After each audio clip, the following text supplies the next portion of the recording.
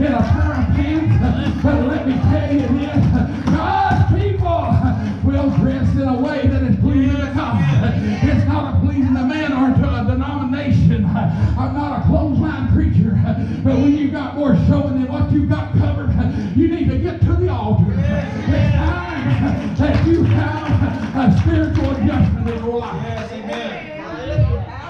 Bless him, Holy God. Seen men come into the houses of God, and they feel condemned because everybody that is in the house of God looks at them because their hair might be a little long, their beard may be grown out, but you know what? At least they're dressed and covered in the way that is right. And I believe today that we need to encourage those. And when there's sinners out there on the street afraid to come into the houses of God because of the way they're dressed, we need to go to them and say, come on, God's calling you in. God sees you in your nakedness. He sees you in your dress. When you come and give your heart to Him, things begin to change. It's time that we preach the message of salvation through ourselves and not our own sanctification, because we've not obtained yet. We have sanctification that we have to work on a daily basis. We've not made it yet. We got to continue on and begin to work, because the Bible is very clear. It says you be careful because you may be overtaken in a sin also. It's time that we believe this in our heart. It says whatever you sow in the flesh you shall reap in the flesh corruption, but soweth in the spirit shall the spirit reap everlasting life. We better have heaven on our mind. Amen.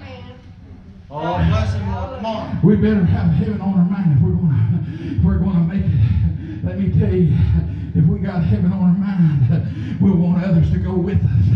And it won't just matter what they look like. It won't matter what they come out of. It won't matter if they come out of the White House or the poorhouse.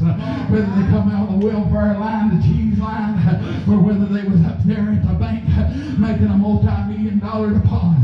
It doesn't matter, because when it comes to the foot of the cross, that in the cheese line is just worthy, just as much worthy as the one that is standing in the bank line. I tell you, you don't get no special favors because you're pretty. You don't get no special favors because you're ugly. But God is the same for everyone, and we must all come the same way. He don't have no respect of person, and we need to be the same way. When they come into the houses of God, we need to show them love. When we see them on the street, we need to show them love. I see so many Christians, I see them doing things. They'll be praying on the internet, on Facebook, and the next thing you know, there'll be a flying their #1 sign out of the middle of their hand because somebody cut them off at the drive-thru at Wendy's. I tell you, we can't be that way. We got to have our mind made up.